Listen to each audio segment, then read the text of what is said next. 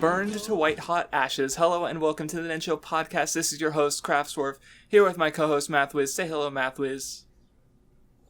Carlos, no. Yeah, I was, it was one of those things where you were talking about last time. I'm like,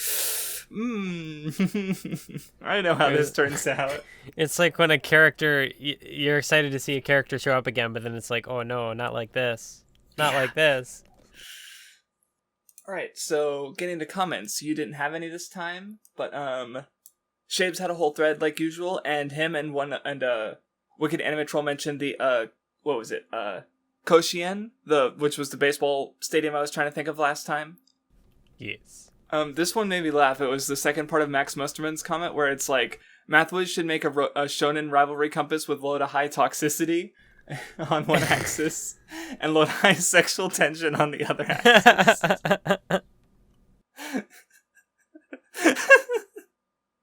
Yeah, that's actually a pretty good comment.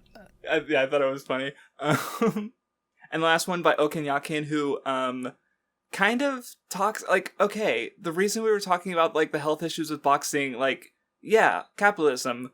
We were talking about it because it was relevant to the discussion. Like, I don't know, he just goes on a complete tangent, and yeah, I don't feel the need to respond to it because I feel like I got my general thoughts enough over last time that they could be applied to, anything. Be critical, but not a lot of comments, and I don't see Kinnikuman getting any better. Though I will say for Kinnikuman is, or what, were you gonna say something? Well, I was just thinking, like, with Joe, it is, like, the one that, like, gets referenced a ton. I mean, I'm sure Kinnikuman gets referenced, but, like, with Joe, I've heard of a couple different people, like, hyping up, like, its reputation and, like, oh, it's a really good series. But whereas, like, with Kinnikuman, you're the only person I've ever heard really talk about it, so... And I haven't even touched it. I watched a few episodes of Ultimate Muscle, which was it's like the sequel. It's like the Boruto to Kinnikuman. And because of the 4Kids dub, and that's like I guess I've had some experience with Kinnikuman, but not a lot. But anyway, what I was gonna say is, just to get on that now is next time we'll be starting Kinnikuman, and shortly after starting Kinnikuman, we'll be starting the patron poll for the next patron pick. So if you want to suggest something and you haven't, if you want to vote, at least follow along for the few, after comments in the early parts of the discussion, if you're not going to read along, which, I think it'll be important to have read because it's pretty popular and big and important. But, if you're interested in keeping along with or voting again, then definitely consider even, temporarily patroning or patroning for the first time or however you want to do it so that you can vote and choose. Cause I suggest some people want me to go back to Gintama. There's Toriko, Jojo, and what was the third one? Vinland Saga were all tied last time with Soul Eater for a period. There were some other picks that got some got a few votes here or there, but so just consider it. But I'm just bringing that up here to start with before we get into the actual discussion. Because Kinnikuman's also going to be 4 episodes, but because I don't know, I don't feel like it'll be as discussion heavy. But we'll see, because it's longer stretches of reading too. But anyway, getting to the discussion, we got the reporters being reporters as usual. Yeah, the reporters are consistently like every time they show up, it's just like go away. Just no care for anything but their scoops. And then they have the audacity to be like, oh, but I have to do this for... As if they try to, like, guilt trip the people. Like, why won't you give us an interview? I'm just trying to do my job. Right, it's fuckers. And Joe just, leaves because he doesn't give a shit. Then he has a rather important conversation with Noriko. What did you think about their little talk? Yeah, it was an interesting one, because it's, I don't know. It gets referenced back later in the final fight. Yes, that's why. Definitely the idea of the white ashes and really just, I guess, giving everything you have to this thing, and I guess just talking about like the dog eat dog world of boxing in general. It was I don't know, definitely gets at some of the stuff we had discussed in previous episodes, and it just really, I guess, captures part of that essence of just what the series is about. Yeah, because, at the end of the day, like, it does challenge, like, Noriko is, from a closer to a perspective we would have, I would assume, where she's very much like, no, like, she sees, she doesn't know the good parts of boxing because she's not a boxer, so she just sees, the struggle, the hardship he has to overcome or has to deal with, and is just like, what do you even like about boxing? But, he gets something out of it that he can't get anywhere else, so of course he's going to accept that. And this is also kind of where, like, because she's been in love with him for a while, but, at this point, it doesn't work. She doesn't accept Joe's, tomorrow, basically. Or at least not as part of, like, her tomorrow.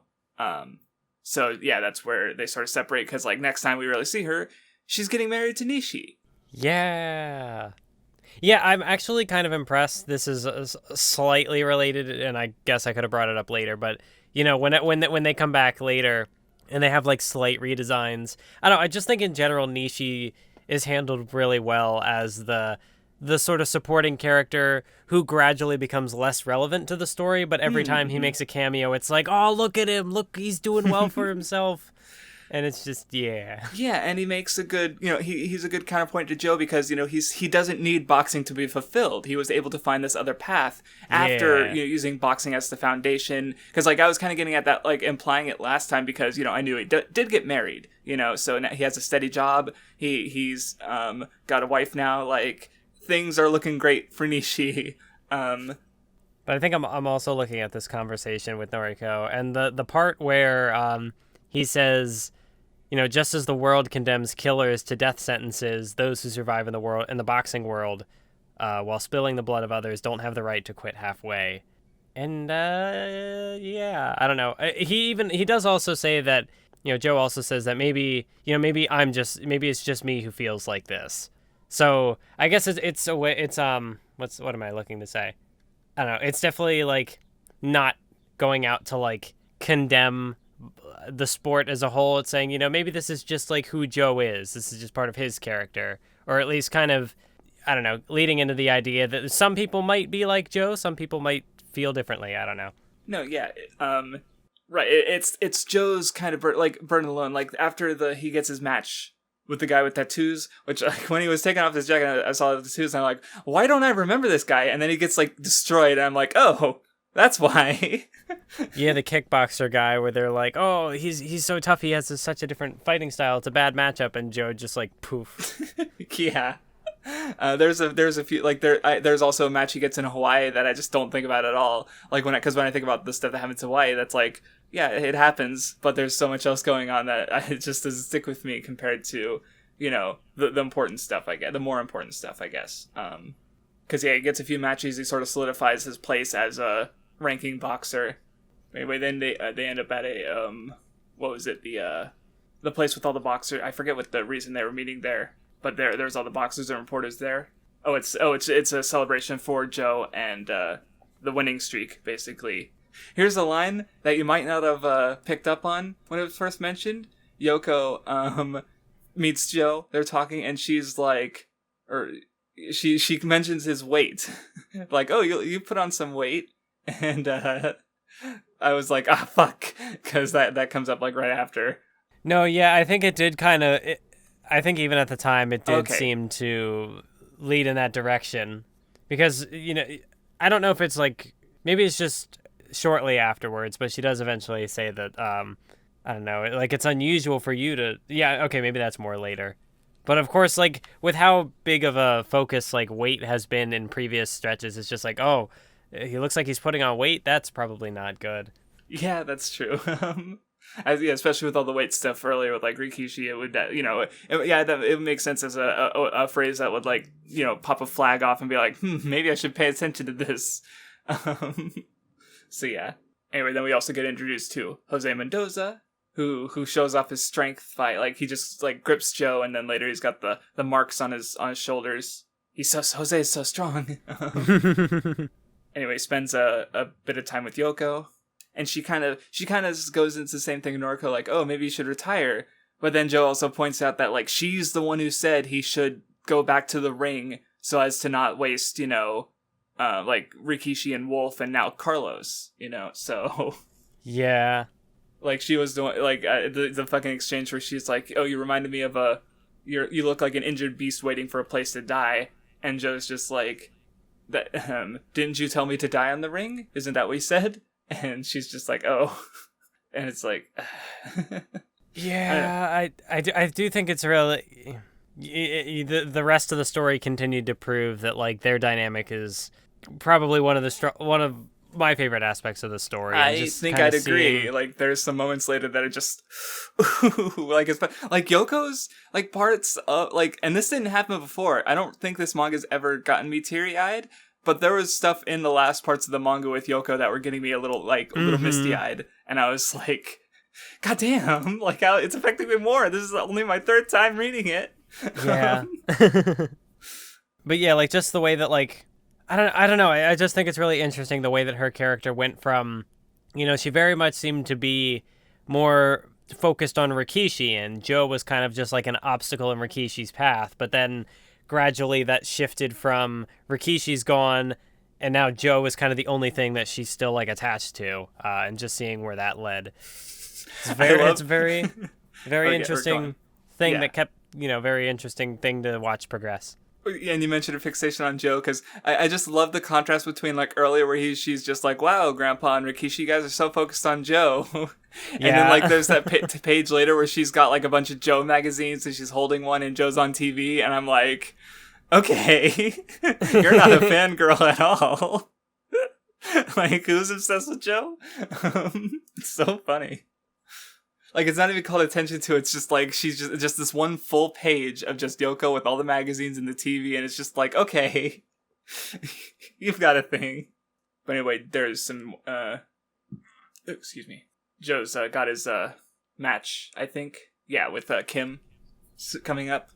Ooh. So Joe's, yeah, this is I do really like the conflict here, and especially with, because the issue becomes very pressing that Joe is, he's getting bigger. His, like, he even mentions, like, it's not muscle, it's bone. He's just getting taller and, growing, growing up. So it's like, he's struggling to be his bantamweight, which, and I especially like how he frames it, where it's like, he doesn't want to leave bantamweight because, like, Rikishi sacrificed himself to be here to fight me. So he's going to stay there for as long as he keeps boxing, And then, of course, we get Kim, the calculated machine. What did you think about Joe's, weight loss in general? I mean, it definitely wasn't. I don't think it was quite played up as. Wow, maybe that's not the way to describe it. Like, it's definitely handled differently than it was with Rikishi. Mm-hmm.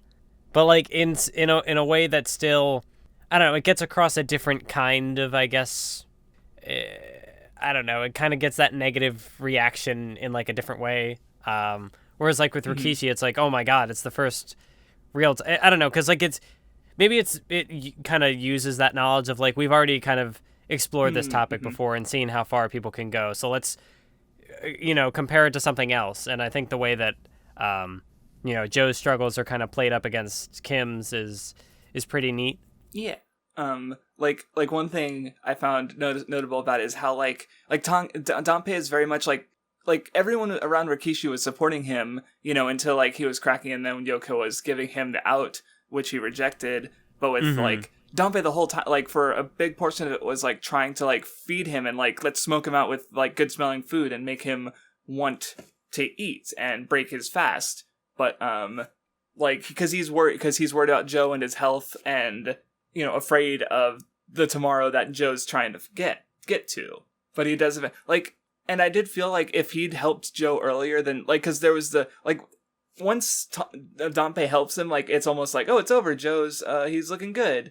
It, like, kind of, I was like, that kind of happened pretty quickly. But then it turned out that the scale was rigged, and Joe was over the weight, and, like, when they went to the weigh-in, and Joe got pissed, and he went to go quickly lose 2 pounds, and that was where it kind of comes back and, like, hits you, I think, because at first I was like, that was pretty easy, and it's like, oh, because it's not over.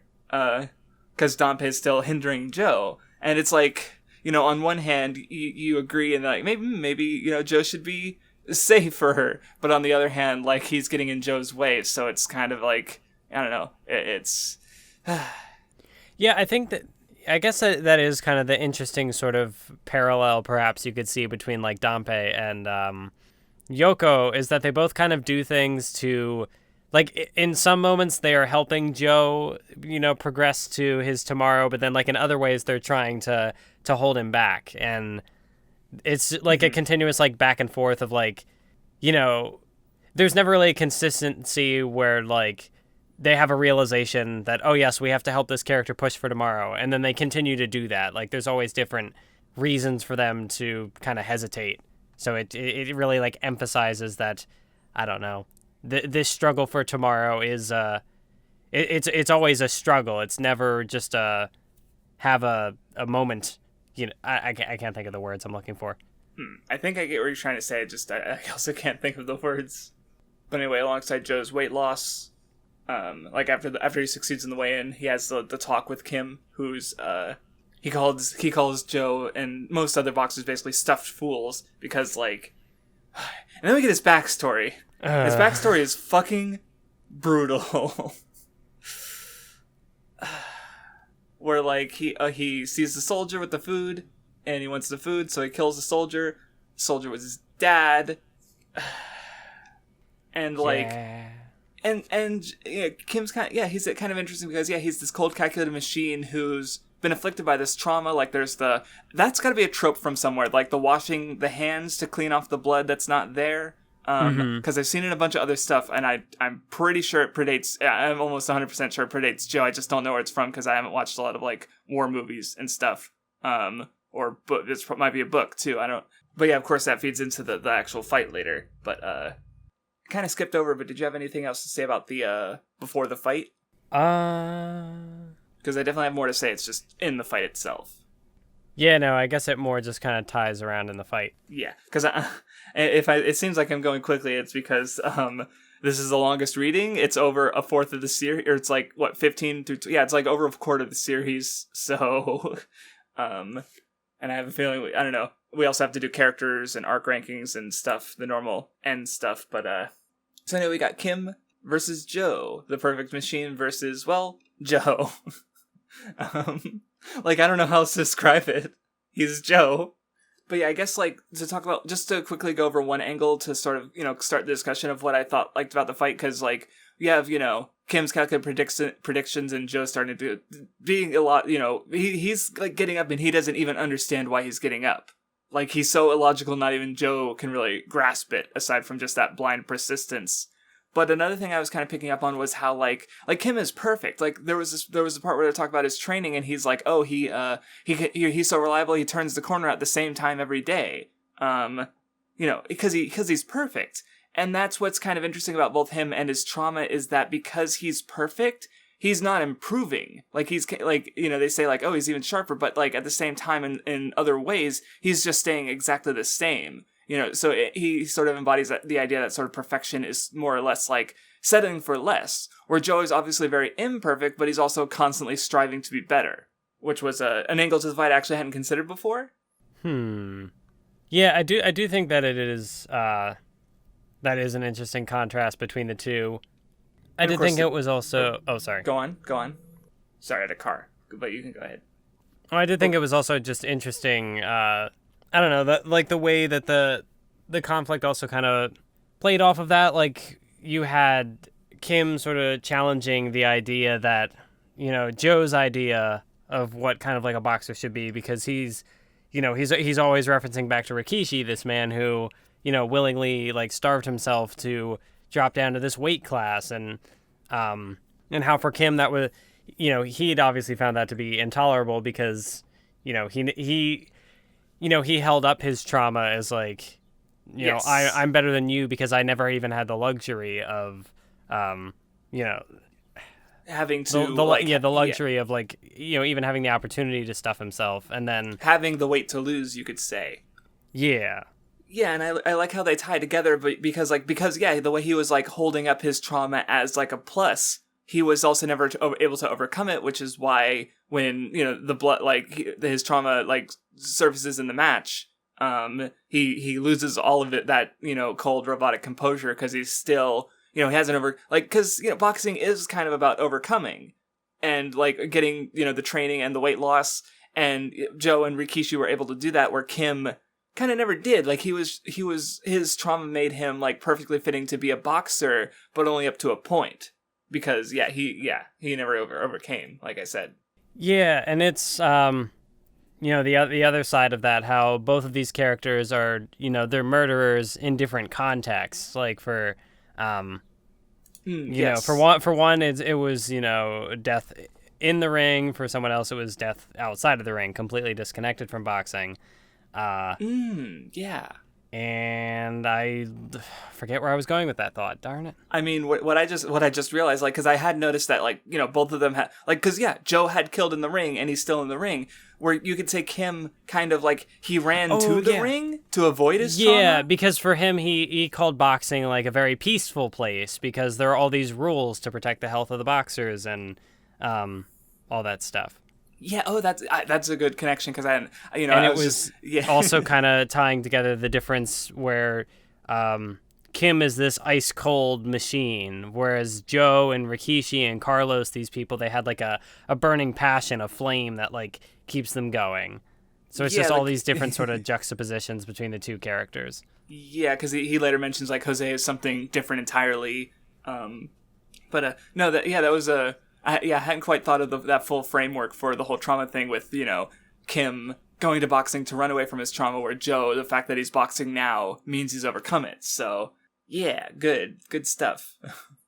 Anyway, there's also, this part's super, I guess important for the contrasting within the final match, where Yoko's trying to stop Joe from fighting, and, Joe throws water on her during the match. I'm just noticing because I'm flipping through, we're already basically done talking about the match, but I did notice that moment, and because it is interesting contrast with how she does the exact opposite later, but we'll talk about that later.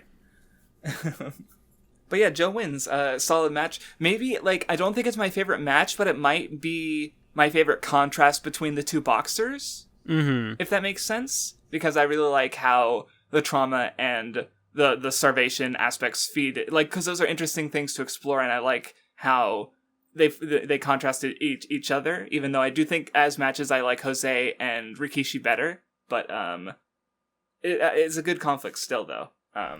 I guess it is.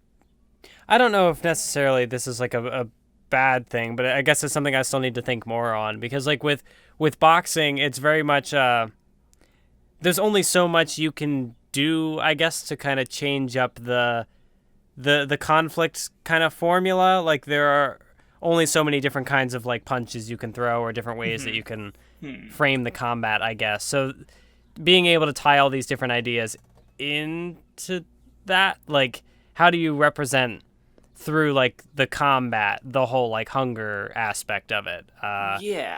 Because that's true. Because that aspect, there's still just at the end of the day hitting each other. This specifically also being more grounded with its combat. It's not you can have a special ability that reflects somehow. Right. I don't know. Again, it's not necessarily a negative thing. It's just something I'd have to think more on to.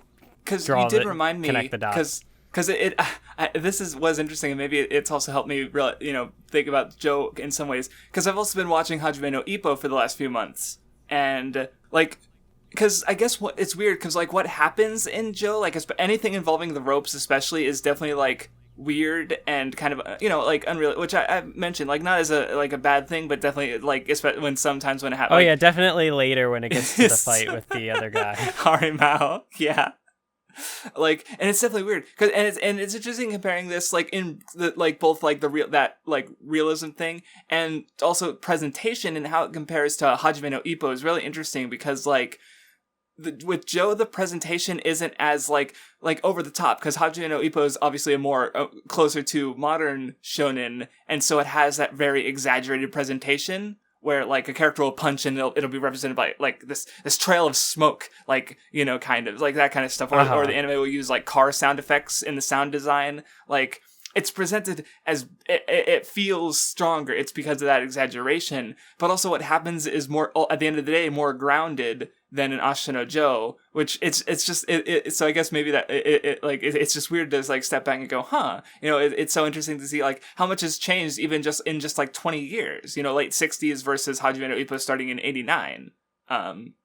So though I guess one thing that I also got from Hajime no Ippo is there was a character undergoing weight loss, and one of the things I mentioned that made me go like ugh was like how, because you're losing muscle and fat, so you just have less, there's less protecting your nerve endings, so it makes you just more sensitive in general, alongside like the irritation and like hearing that maybe just go like because it's I just don't like just imagining my nerve endings being even slightly more exposed than normal.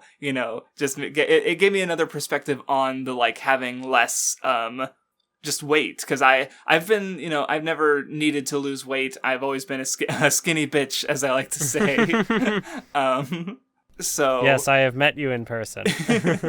Right, and I've never I gained a little bit, I guess, when I got a job and was doing more physical stuff, but like or is that gaining weight, or like it gained muscle? But I don't know if I actually gained weight, because but like basically I've never really experienced with any kind of weight loss or something like that. So seeing it explained better seeing explained in this other context helped me frame it in general, and I was like, oh boy. So it's interesting going from that to reading Joe's weight loss and stuff, and yeah. So anyway, Joe wins. We get Nishi coming in again with Noriko. He's all refined. His nose isn't red anymore. Oh yeah, and then there's a moment where Joe passes out, which starts this whole like because basically this last arc is like, first now he's done with the weight loss, and now it's punch drunkenness, which is rough. Yeah. But anyway, Danpei does his little test to see if Joe has punch drunkenness syndrome. I kind of like the exchange, because Danpei is being really harsh, like with one of he's like, I forget the names of all the other boxers, but he's like, you spar with Joe, and he's like, I don't want to, and he's like, oh, would you rather give up boxing and go back to your hometown? And then so he fights, and then there's a part where Joe is like, okay, old man, get in the ring and spar with me. Yeah, and Danpei's like, I'm going to my hometown. You piece of shit. It's funny. Danpei, oh my god, that made me laugh. Because it's just the timing of it, and at least he recognizes that he's kind of a shitty old, he's being a little shitty, like with the threatening and strong arming them into sparring. But yeah, it was funny. But yeah, Joe doesn't seem to have punch drunkenness symptoms, which, as they explain later, it's like he's already like, they don't show as well if they're tense or on edge, which of course Joe is. Yeah, because like that whole part where he walks across the bridge like on his hands and he's doing like all the rolls and stuff. It's like, how did he hide it? He's a wizard. Though as far as symptoms go, because like he gets in Hawaii and he starts fucking wrecking cars. If you remember, he actually did that in the last reading when he parallel parked. Yeah. So I don't know if that's a punch drunkenness thing, because that's even parallel parking, even as bad as it is, that's still pretty coordinated. But I always think about that, because I remember that's like having impaired driving is a symptom of punch drunkenness. So seeing Joe driving badly, I'm obviously going to think about it. And it's definitely, the topic of punch drunkenness has definitely come up in the manga from like even early on. Like it was a thing that people were bringing up. So I guess you could probably, maybe, I don't know if you could look into it and see if like how soon into the series was this becoming an issue? Like even just on like a minor point. Yeah. Well, because I think they do even mention that some like with Carl, like because we get the full framing for Carlos, where before it was like, oh yeah, Yabuki Joe crippled him.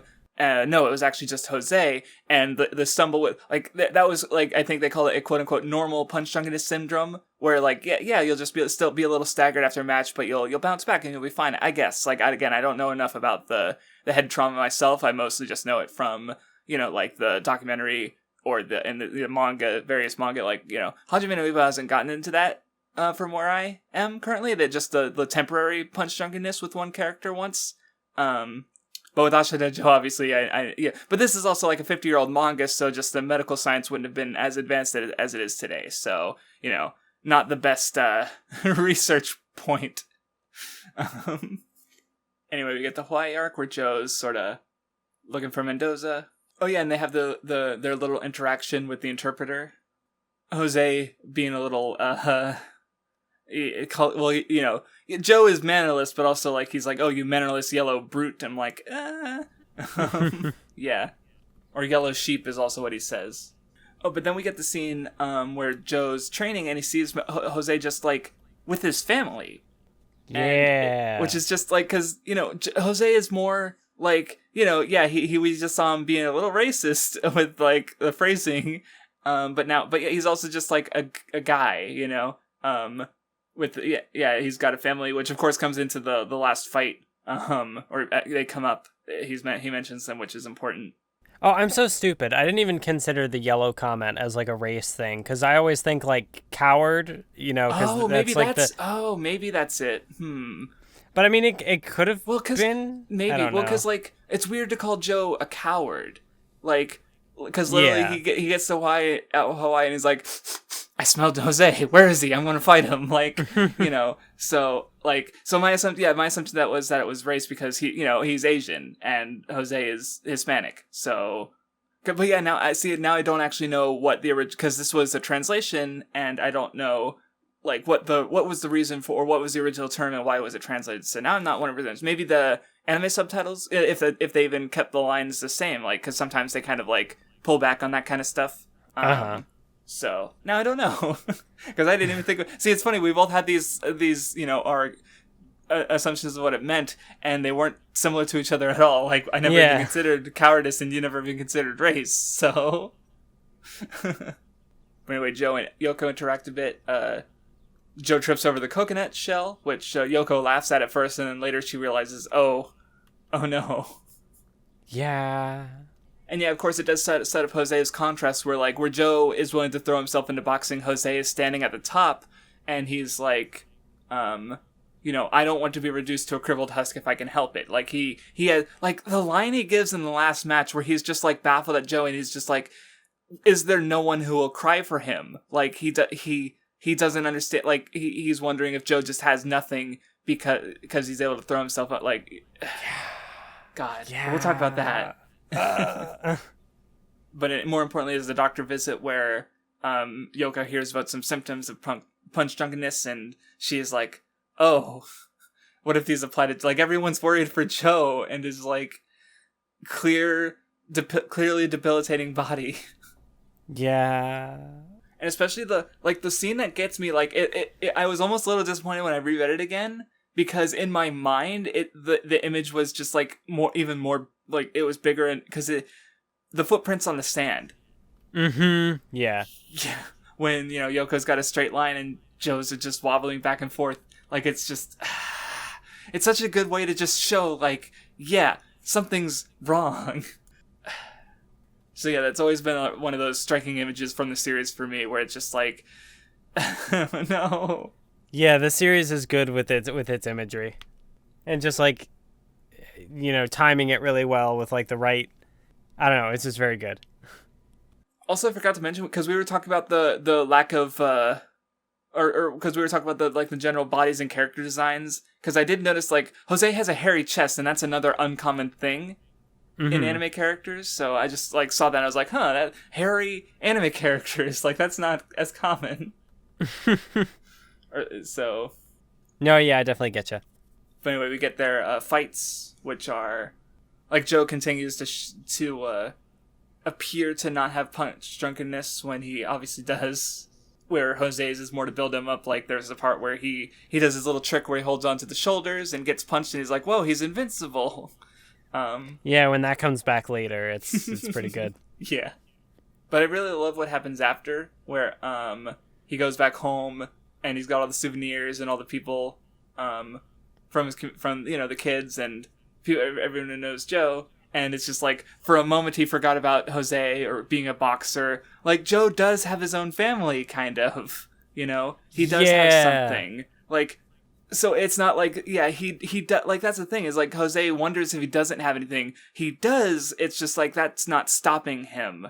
But this is the last, like, almost light moment we get before the finale, I guess, where just like Joe being Joe and having being when does he smile like this again after this? He's just so happy.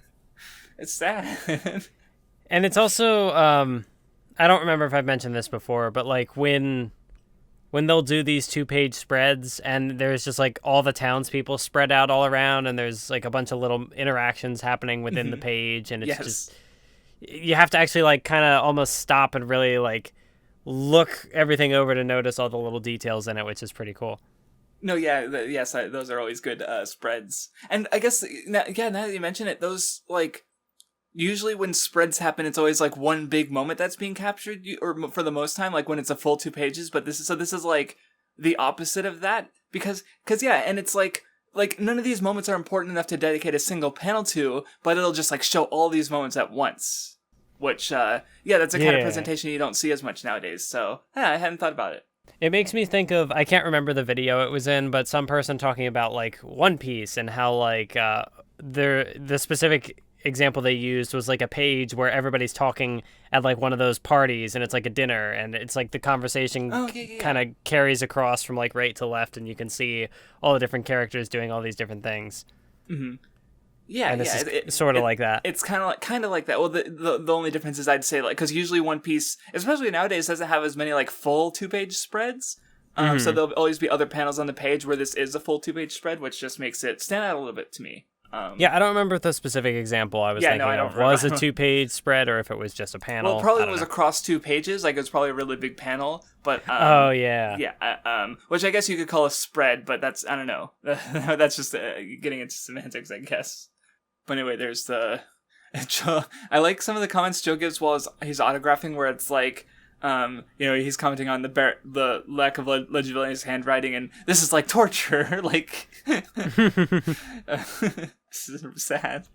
Oh yeah, what I totally forgot. But when there's like that happy moment with Joe, and like on one page, it's like the, laughing from the bottom of his heart. He forgot about Jose Mendoza, forgot about boxing, and then the very next page is just like the full page is just like Yoko with like that ominous look. Yeah, because Dampé and Yoko do want to like protect him, from himself in a sense, but it's we'll talk about it. But anyway, they talk about the. Joe he just wants to fight Jose. He just wants to get out of the way. But Yoko, being Yoko, has other plans. So she has the boxing association sort of spread their feelers out around the whole, world, trying to find a boxer who, or I think, how she describes it, is someone who's less of a boxer and more of a fighter, which she wants to sort of awaken Joe's original, like, because he's become, like, changed by boxing to the point where he's sort of lost some of his original fiery soul. So she wants someone to reignite that.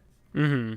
Which makes sense, because, like, what was the last fights? Like, Kim is, like, especially Kim, like, Carlos was a thing, but, what Hari Mao brings out in Joe is, like, Joe starts doing jumping punches himself. Like, that's very much, like, an old Joe thing, where he just do this more creative, wild things, Like, I guess he had that with the kangaroo punch with Carlos, too, but, with Carlos, that was like his comeback, and now that he's come back, he goes back to boxing, and he fights like half a dozen people in between like Carlos and Hari Mao. So yeah. Mm-hmm. So anyway, getting to him, did you have any thoughts on Hari Mao in general? Now that we're getting into his introduction, or I don't know. I definitely did think that like his fights tended to be the goofier ones for me. Yeah. Which, I definitely get it.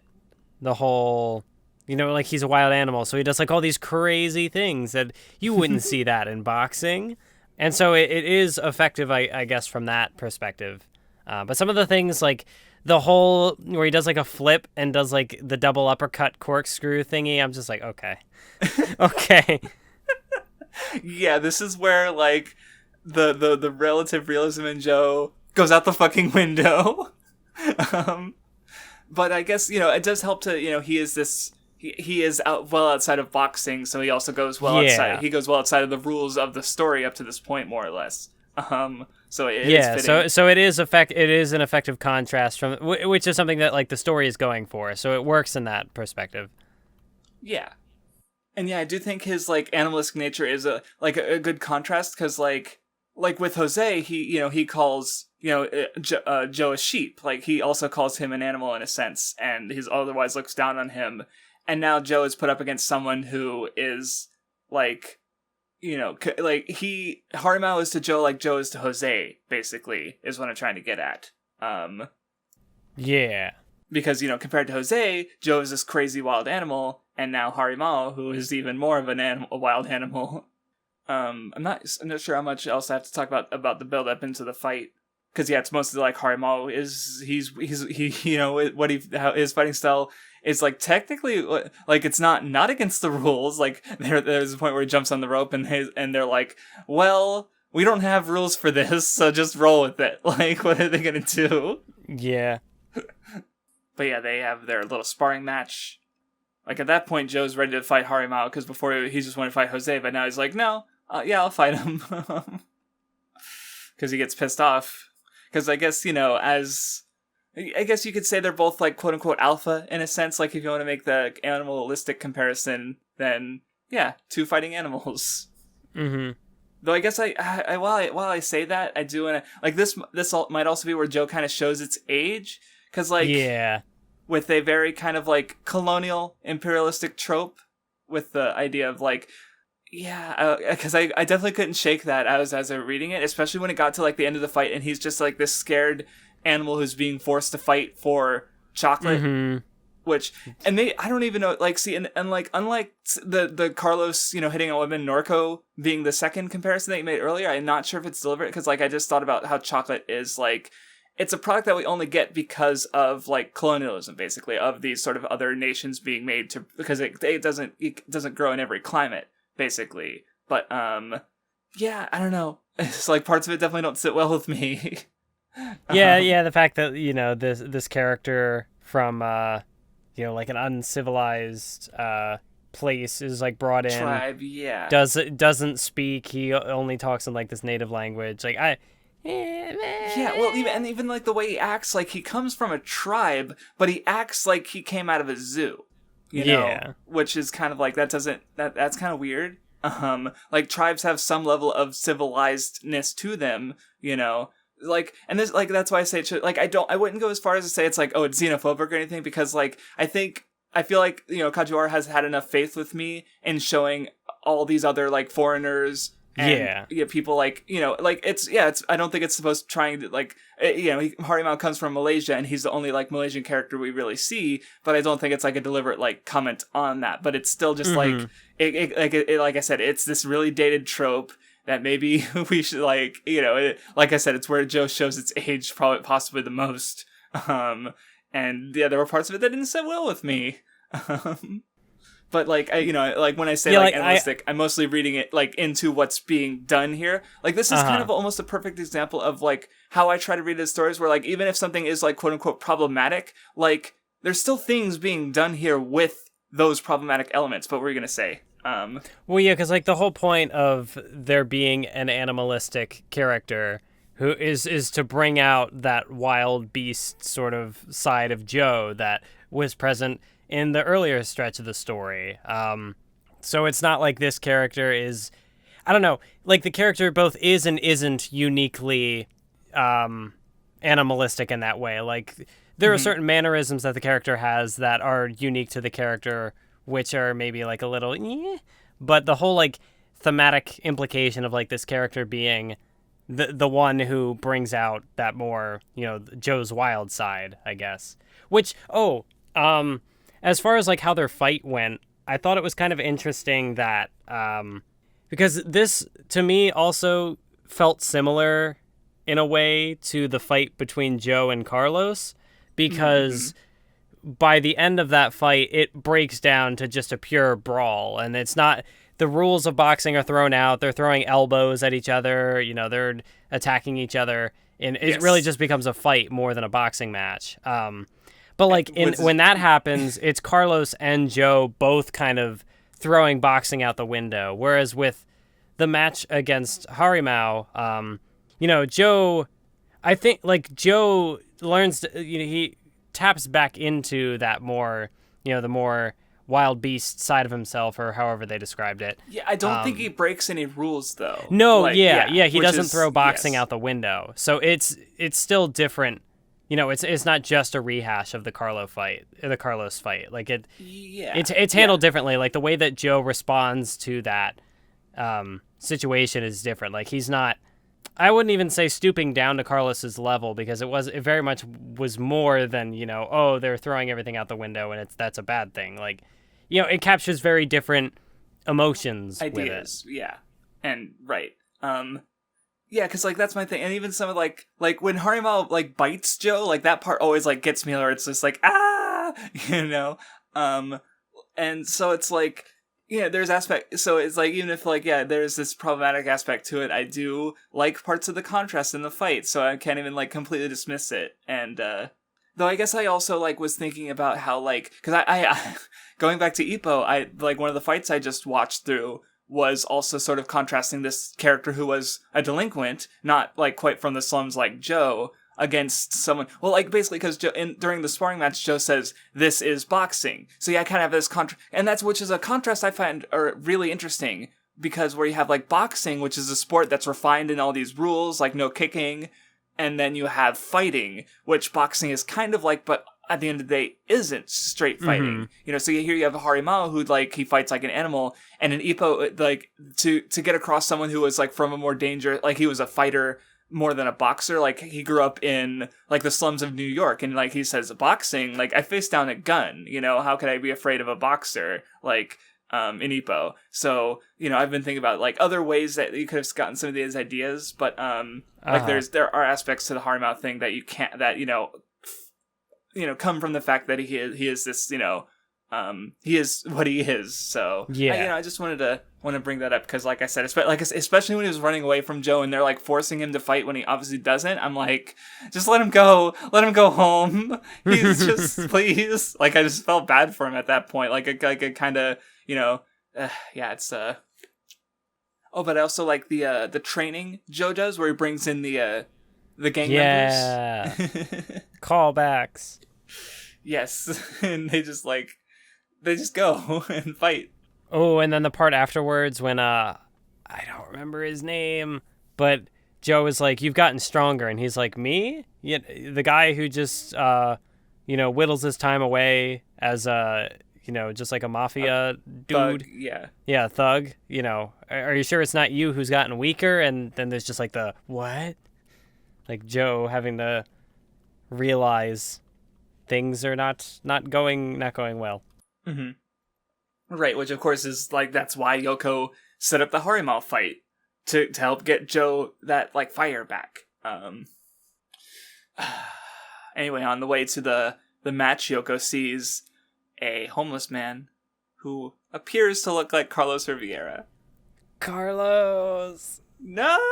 See, I like, again, I already knew, but when I saw him, I was like, oh no! Mathwiz! Your boy! Look at what they did to your boy! But anyway, I guess, back to we already talked about a bit of it, but Joe versus Hari Mao. But yeah, I did think that Carlos coming back, you know, like this was the point when he re-enters the story. I did definitely think that there was kind of an intentional parallel there, but I already kind of talked about that. Yeah, well, like, I definitely want to talk a lot about the ending, and sort of like, well, because like I think there's two things to talk about with the ending. Like, one is like just the meaning to it, and like the, you know, the thematic thing with the story, where like, and then there is sort of like because, you know, as readers on some level, we're gonna wonder about like what happens after, even if it doesn't matter to the story, you know, like whether Joe dies or lives. I think, you know, like there was a quote from the Hawks blog post, which I'm going to mention again because now people can read it having read the manga if they've been reading along. It was basically Joe dying isn't like there's it doesn't have to be, or I'll talk about it, but and I might even pull out the blog post just to quote some of the things like said by the creators, but and also like I think someone who was commenting on the ending. But anyway, yeah, but Carlos is definitely like sort of like a potential endpoint for Joe, basically, where he's still alive but also like dead as a boxer, or barely functionable as a human. It's tragic end for Carlos. But anyway, as for the Hari Mao fight, like, yeah, it's definitely goofy. Like, there's the one, like, there's like 2 whole pages, or like 2.5 or 1.5 pages, where we sort of see it's almost like a 4-koma manga. I don't think it's read that way, like, but you know the pages I'm talking about, where they sort of go like frame by frame. I wasn't 100% sure how to read that page. I like, still don't know. I tried to read it several ways, and oh no, wait, I think maybe it is a 4-koma manga. Yeah, I think it is. Okay. And that's why it was confusing to me. Oh, that's what I was... Because, like, how I was trying to read it is because I was looking at the gaps between panels, and there's, like, a smaller gap between the right and left columns as there was in between all the 4 rows. So I was trying to read it that way. But I think it is supposed to be read like a 4-koma. Like, reading it that way, like, the flow seems better as between the individual moments. So, I thought it was a little confusing, which at the time I was like, oh, maybe it's supposed to be like this to feel like, because it's a confusing fighting style. But now it's just like, okay, no, never mind. It makes sense now that I read it like a 4-koma manga. But yeah, Hari Mao's very unorthodox style. Like, I don't know, I like how Joe pulls some clever stuff. Like, when Hari Mao starts bouncing on the ropes and he just tackles the ropes. And I'm like, yeah, that's a simple and elegant solution. Yeah. But I also liked how they reacted to it, and they're like, well, technically, I guess it's a slip down, because he... Well, Joe didn't hit him, so he didn't fall. He also didn't, like, tackle him and knock him out, so it's not a foul. So, like, the commentators are just like, you know what? Roll with it. Like, we don't know what the fuck's going on. But yeah, Hari Mao just completely breaks the rules of boxing, and Joe wins. Like, definitely not my favorite fight, but, it had some interesting things there. Anyway, right after the fight, Joe trips on nothing, because now his punch drunk syndromes are undeniable. Oh, no. Yeah. Anyway, then we get Joe's interaction with Carlos, where Carlos is he's thinking about boxing and Joe, and he punches, and there's nothing behind his punch anymore. He's just gone. Like, and it is kind of interesting because at the end of the day, like, everyone was telling Joe, don't. Like, Yoko, Danpei, you had Nishi, who abandoned boxing and was able to find a happy life. You have Carlos, who didn't abandon boxing, and here he is, a broken husk of a man. Like, the world is shouting at Joe to change, and he still refuses. Mm-hmm. And, oh yeah, and there's also the scene where he tries to help Carlos button up his shirt, but his fingers aren't agreeing with him. Yeah. Just so many moments like that where it's just like, Yeah, but it's also like right after Yoko is talking about like, oh, I'll take care of Carlos, and Joe's like, no, you can't handle. Specifically, the way it was phrased in the translation was like, what was it, like a helpless baby like Carlos or whatever, because he's basically just been reduced to nothing. Yeah, but then here's Joe, he's trying to help his buddy Carlos, and he can't do it. Yeah, and that is interesting that they bring up how he's, Joe, like, Carlos is helpless, but Joe is helpless to help him. So, yeah. Okay, this discussion didn't go nearly as long as I thought it would, but we haven't gotten to the ending yet either. Because, I guess that's the thing is where, like, before you can maybe speculate on some things, but now we have the ending, so it's like all this build-up, it has a resolution that we just know. So, of course, we're going to spend a little less time on it.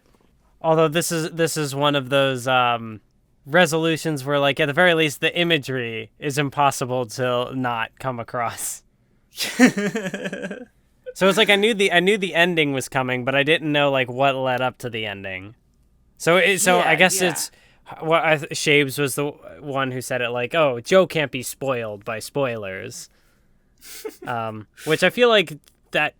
I don't know. Like, definitely brief tangent on spoilers. Like, if the twist is what gets you, well, then maybe that says more about the story than about, like, getting spoiled. Whereas, like, if you have the spoiler going in and, you know what's coming, then you can, like, if you can still appreciate it for the stuff leading up to that, like, I don't know. I guess that would be, like, the spoiler thing. If somehow, like, knowing the twist takes your enjoyment out of the series, then that probably says more on like the quality of the series than it does I don't know. Yeah. Like, I actually made a whole video about that with when I watched the Chaos Child anime back before the visual novel was announced to be getting an English release, where basically my point was like, and yeah, that was basically my point, where it's like me knowing, like even seeing like a very like truncated adaptation of the story, like that compresses like a 40-hour visual novel into like a 12-episode anime. Like I was like, you know, I still got enough out of this that I enjoyed myself, but if like the visual novel suffers because I watched the anime, then like it's probably not a very good visual novel. And then I play the visual novel, and it's my favorite visual novel of all time. So there you go. So yeah, absolutely. That's that. You know, like I don't like. Basically, my thing with spoilers is like spoiling someone on purpose. Like if you were reading Joe, and I was just like, "Hey, Mathwiz, how do you feel about Joe dying because of the punch drunk?" Like that would be a dick move, you know? Like if they're reading it. But if like I'm discussing it with someone and you happen to overhear, like I'm not doing it on purpose. Or like if you're in a discuss, you just scroll by like and you just see something, it's like, well, shit, you know, it's a little different when it's like that's my only thing with spoilers is like don't deliberately spoil someone when they don't want to be spoiled, like you know.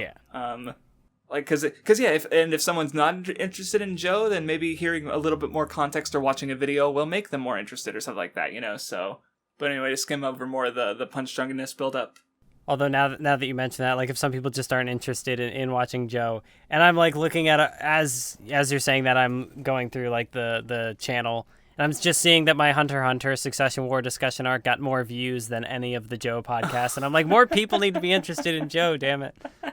Yeah, no, like it's because like, and that's what I want, like, because I still like really like the manga, you know, like it's just, I just think it's a really good manga, but you know it's old, so no one like it's not, yeah, no one cares. Very sad.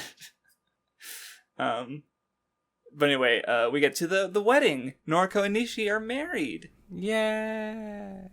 If you didn't have anything to say, I want to talk about Joe's little speech. Yeah. Give a speech like, about the speech, if you will.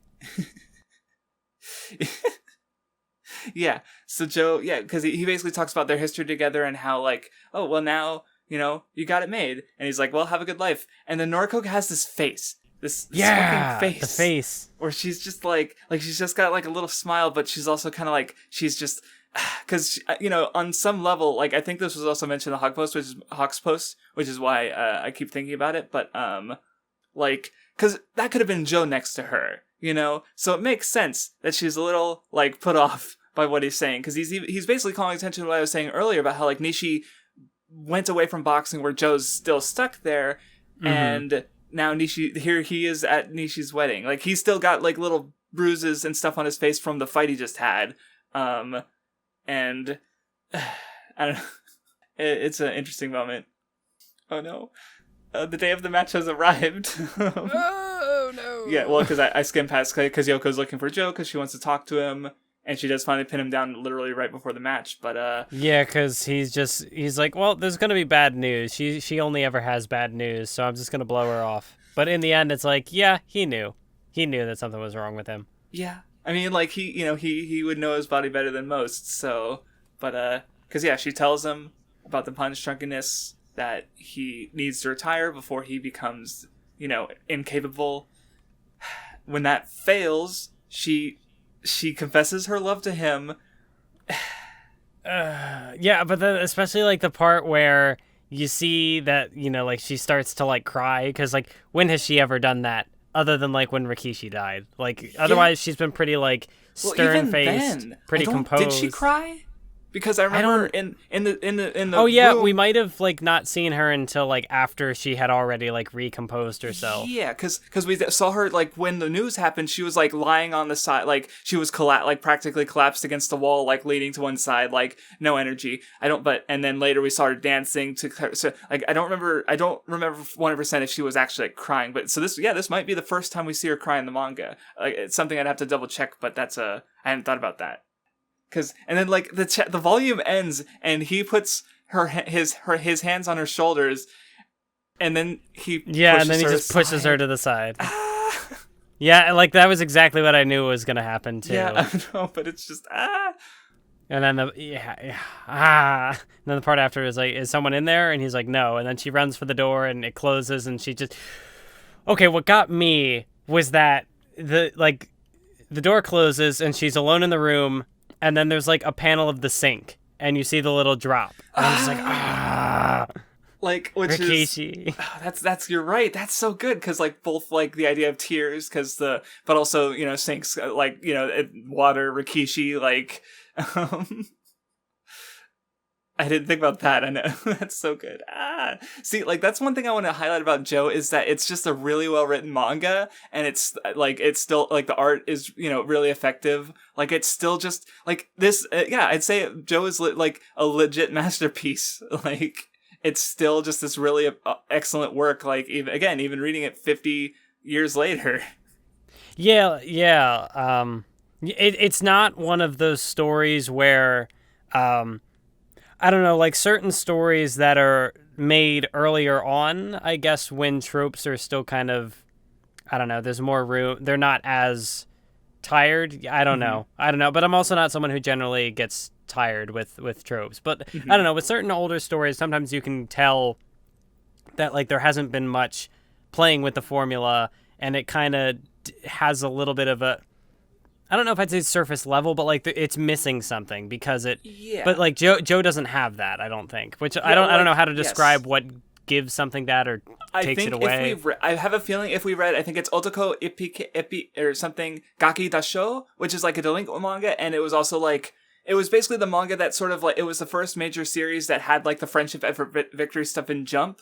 And like if we read that series, it would probably just be like stuff we've seen a bunch in this almost pure package because it is an older series, and like it would probably be, it might be what you're, I haven't read it myself. This is just an assumption based on what I've heard of it. But Joe very much like it brings unique things to the table, and like regarding it, the Hari Mao stuff I was talking about, just now talking about how like it's a little aged, but that's more of a cultural thing than even just like a manga anime tropes thing, Yeah. Which is funny because I want to make a comparison about Joe versus Jose. Then when I realized it, I just kind of sat back and was like, oh my god. But yeah, the stuff with Yoko, to kind of tie back to the point I had made earlier, before she seemed to be more at Rikishi's side. Like Rikishi was the one. Here she just flat out says that like she loves Joe, and it's I could definitely see the same reading that she had a kind of love for Rikishi before he was gone. And so I just think it's interesting the way that her character progresses from. She is focused more on like lifting up Rikishi, and Joe is just kind of an obstacle in Rikishi's path. And as that, I don't know, they always had kind of like an antagonistic relationship with each other, I guess, Joe and Yoko. But, then after Rikishi's gone, it becomes more of like, she tries to give Joe his spark back, and everything that she does is for Joe, to try to lift Joe up. Yeah, you're right. Well, because like what I just realized is because like there was a contrast where before, after Joe had just killed Rikishi, she's like, you need to get back in the ring. But now she's like, you need to stay out of the ring. Like I think because before she was more like, you need to do this because of what you owe to Rikishi. Or it kind of comes across as that way. That's what I didn't realize until just now. Where like, but her old feelings were because of Rikishi. Joe should she's trying to push Joe to act in these ways, both to help him, but also for Rikishi's sake. Posthumously. But now she's thinking about like what she wants, and because she's come to like Joe for Joe, not just like maybe as a replacement to Rikishi. I'm not sure if I'd go that far, but very much like she cares about him now when she didn't before. So now she's trying to protect him by pushing, But now it's too late because like her actions have already put him to a point where now that her opinion has changed, her own actions have kind of set her up for that to fail. I just realized she's even said it earlier, the die is cast. Events have been set into motion that cannot be undone. She just didn't know how far it would go. Her own words. Joe said a similar line too, but... And that definitely, again, for more of the parallels between like her and Danpei, with Danpei going so far to get Joe into boxing, and then when things started to get dangerous, he's like, well, no, okay, Joe, now you need to step out of boxing. Like, this is too far. This is too much.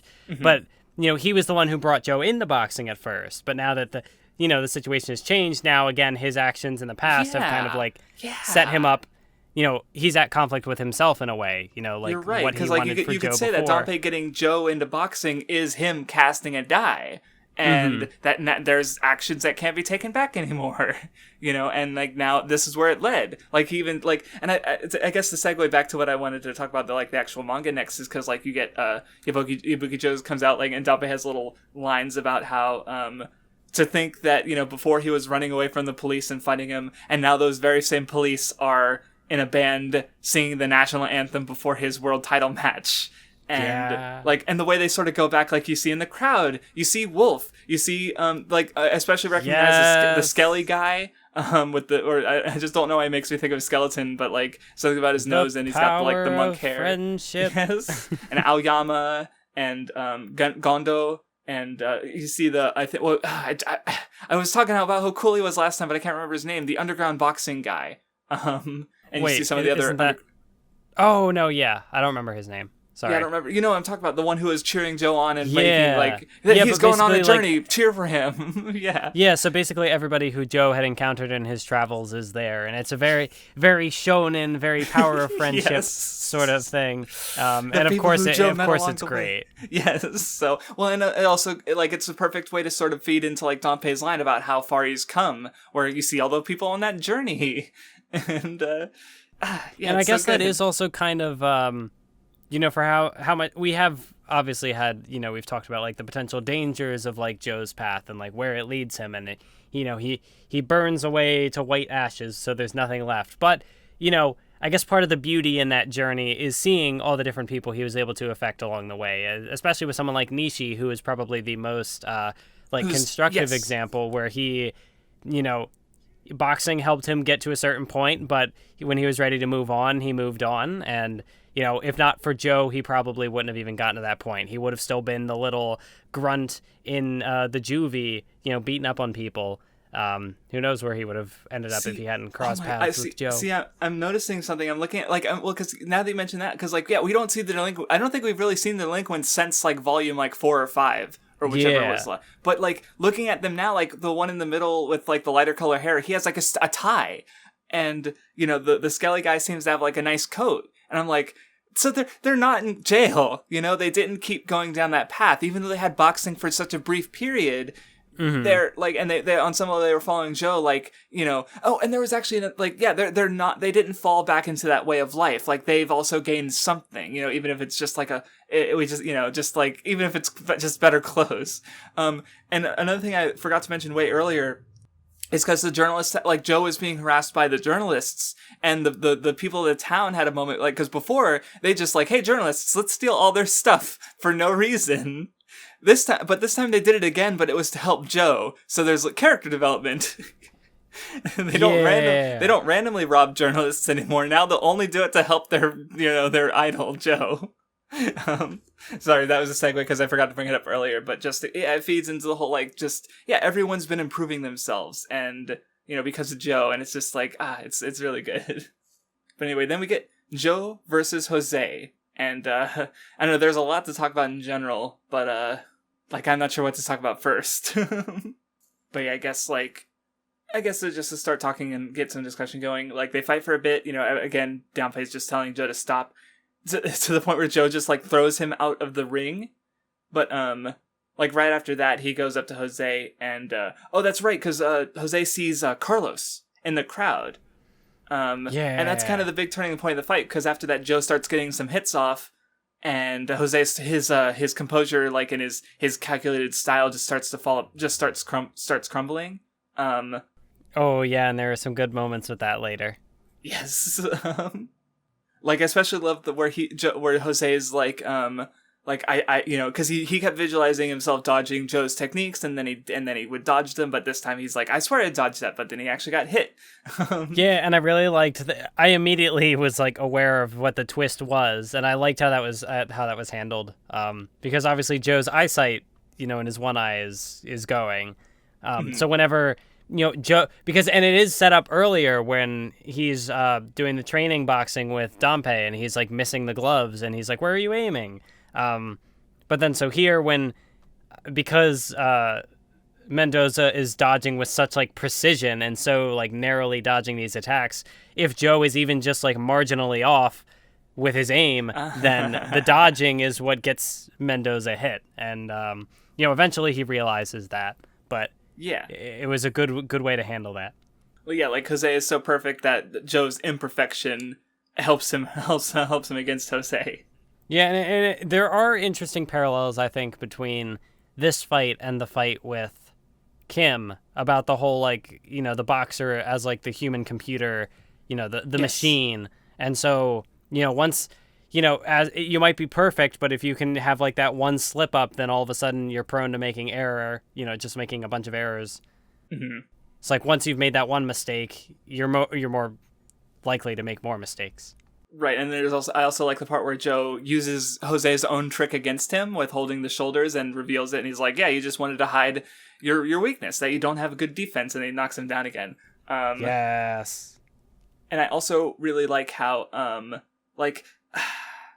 don't know, the fight just, like this is a pretty long fight, like it's basically the whole volume, because I think it even says it's like 15 rounds, some absurd number, they both just keep getting knocked down, and they keep getting picked back up, and it's just it's kind of brutal. But anyway, I definitely want to talk about Yoko, but before we get there, I want to talk about how the comparison I realized. So we have a younger boxer who just won't stay down. He keeps getting knocked down, fighting a much more experienced fighter who he can even see the future. But, that gets subverted by the younger boxer who just, keeps being persistent. It's Luffy versus Katakuri. Hey. Yeah, no, I realized that now, and that's what I wanted to bring, because, obviously there's, different thematic conflicts going on, just boxing itself, and then the, tomorrow aspect versus, the family stuff in One Piece. But when I had that realization... One Piece was all just a Joe ripoff. Exactly. But no, as I wanted to bring that up as, the idea of, Joe being so, for I don't want to say ahead of its time because I haven't read a lot of manga from the time period, but I'm making comparisons of what this fight is doing compared to my favorite fight and a very multi-layered one from One Piece, and I'm just interesting. But anyway, does this mean it's your favorite fight in Joe? Actually, no. I think I like the Rikishi one a bit more because it just gets me emotionally on a different level. But then again, if I include the Yoko stuff, then maybe this one surpassed. I don't know. It's hard now because I got a different reaction in this one. Because Yoko runs away for the second time, and this because last time she got stopped by Joe, but this time she makes it out. And did you have any thoughts on this scene? I mean, yeah, it's. Oh, it really tugs at the heartstrings, and it's all presented. Well, not all of it, but most of it is no dialogue. The page of her standing up and then running out of the arena, and then just looking back and just having the moments to pause, and you see the sweat on her face, and she's just I gotta get out of here.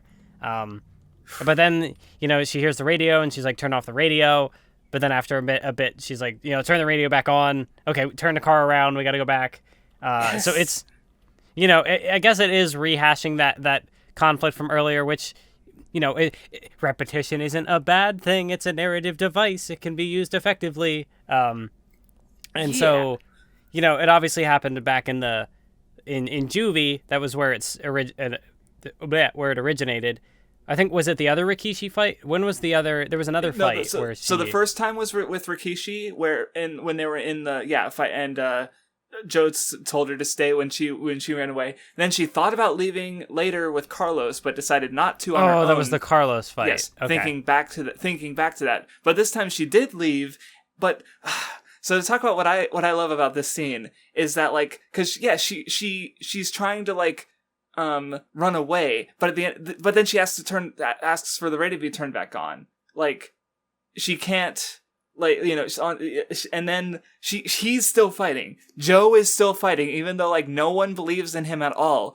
Joe is still fighting, and at this point, I think Yoko finally actually comes to understand what Joe's words were, because she does something that no one else does. Because not only does she go back, because she's just running away while Joe's fighting.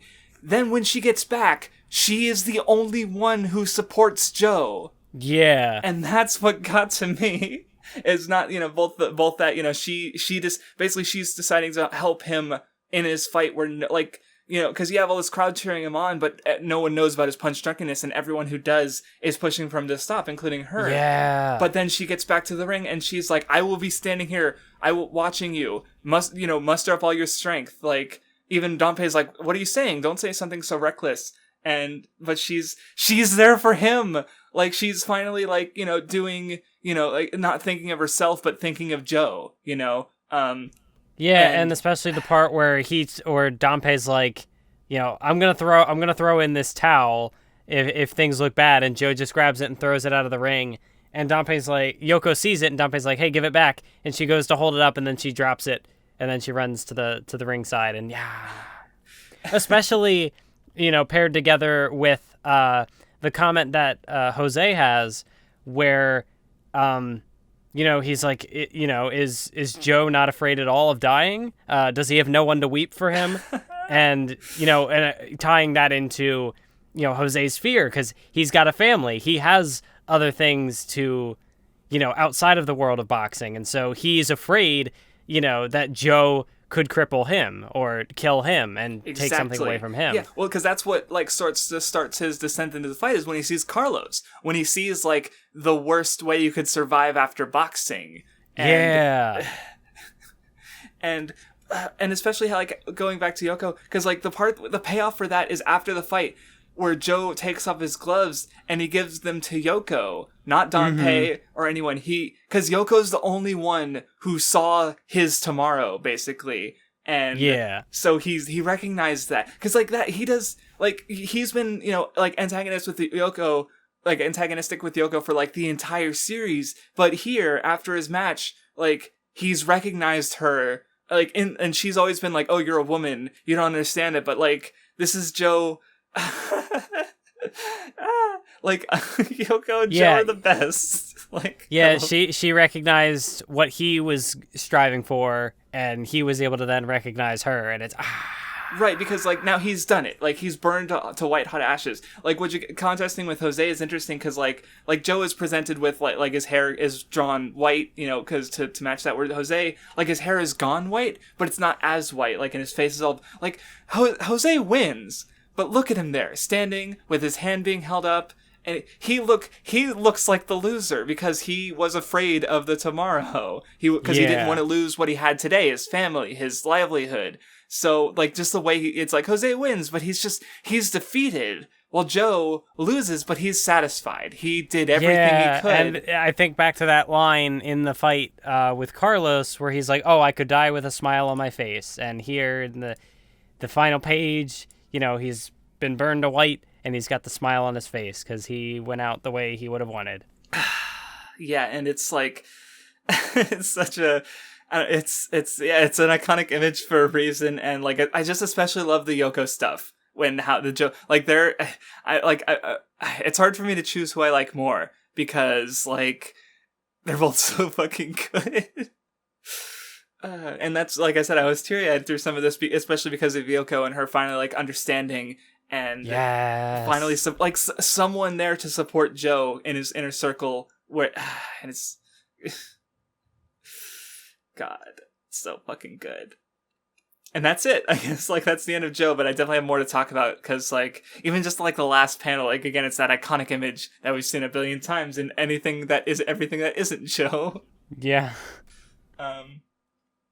Did you have anything little bits you wanted to say first, or could I? Because I want to talk. Well, because I want to talk about the sort of what I was bringing up earlier, where what happens after this, emotionally, on some level, people want to know, and then just in general, I want to talk about this as a reference that has been referenced. I think the only other line of dialogue I thought was interesting within the fight was when Jose. There's all the comments about oh, Joe is dead. Oh, no, wait, he's still alive. Oh, no, wait, he's already dead. And then he's like, well, then if Joe is already dead, then who am I fighting on the ring? Am I fighting his phantom, or am I trapped in a nightmare? And it definitely has the, I don't know if there's any kind of parallel there to how, when Joe fought Carlos, he was just as much fighting the phantom, the ghost of Rikishi. Yes. So I don't know if in a way, like, you could draw, like, a connection there. Like, not only is Jose, like, taking on Joe, but he's also, like, Rikishi supporting him in spirit somehow, and I don't know. Yeah, well, that's one thing I feel like I wanted to take, like, or, like, I'm not sure, but, like, because, yeah, like, Rikishi... is it a kind of, like, passing the torch, carrying on the flame? Yeah, kind of. Yeah, because Rikishi wanted to reach the top, and Joe, like, he didn't win the last match, but, he definitely won in spirit, like, I don't see how I could see Jose there, the winner, so broken and defeated, and Joe there, the loser, satisfied, and go, like, like, even if Joe lost the battle, he won the war, Like, if Jose retired, I'd be like, yeah, makes sense. But I just you would think probably after a fight like this that he would, provided he doesn't have any kind of injuries, severe injuries, that he'd be like, yeah, okay, no, I'm done. That was a sobering experience for me. Yeah, exactly. And I just think it's a really good, really good final battle, a really good ending, and so anyway, I guess, like, first I'll talk about the references and stuff, because, so I'm gonna send you this image, this was from a recent chapter of a manga called Komi-san. Oh yeah, I saw this in a server the other day. Apparently the little translator note, it says, yeah. That's a reference to, apparently a subtitle group a while ago made this mistake, possibly for Gurren Lagann, maybe for something else, where they thought that, and apparently, like, I didn't think about that, because I was like, I really hope these translators are fucking around, because they say, like, so that, just for the context of someone who hasn't read Komi-san, I haven't read this chapter, there's a character who's, like, because all the names of the characters in the manga are like, really, are, like, obvious, like, puns, and her like, this character's surname is Ashita, and her given name is Joe. So that's just literally her name, and there's, like, a panel with her, like, she's doing the, like, I've burned white hot ashes, and she's making that pose. And then there's a translator that is like, this is a reference to the famous boxing manga Hajime no Ippo. And the worst part is, so like, I wanted to make sure, like, okay, is that her actual name? And so I went to check the Raws, and there was a thread on Reddit, and there were 2 people in the comments of the Raw thread being like, is that a Danganronpa reference? Oh my god. And then someone posted a comment on one of the manga reader sites where, oh my god, is that a Gurren Lagann reference? No. So it's like, I mentioned earlier that I wanted to talk about the references to Joe, or that in other things, because, like, especially with this one, is there are things that people more commonly in the anime community know than Ashita Joe. So they're going to misattribute the reference. I definitely first came across the imagery with Gurren Lagann, and I never would have known that it was a reference until, I got further into the community and I started hearing about Ashita no Joe. Yes, so I just wanted to talk. So yeah, like, I want to bring this up because, like, yeah, it's an old manga, but like I said, this chapter came out within the last couple of weeks, like, between us recording now and the last time we talked about Joe. So it's still a popular manga that, like, I think the volume of scans we read from were from a more recent, like, re-release, like, within the 2000s at least. And it just got Megalobox, so it's like, it's a classic that still, people are still reading and still referencing, even though, it is so old. I love that, and maybe I wanted to say that point because, Mother's Basement made a video on Megalobox, and he made a really dumb point, where he says that Ashita no Joe hasn't been relevant outside of video games. So let's step back and unpack that for a second, because basically his reasoning for relevancy is, like, did it have something recently come out?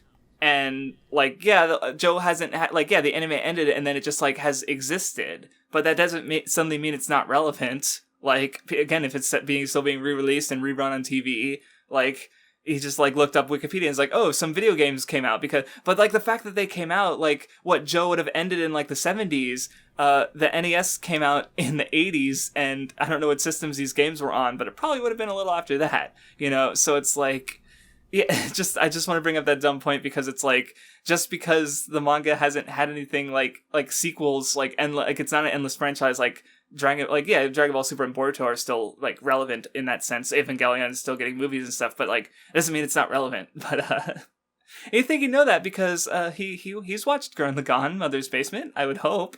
But anyway, so okay, done with that. One last thing I want to talk about with the ending.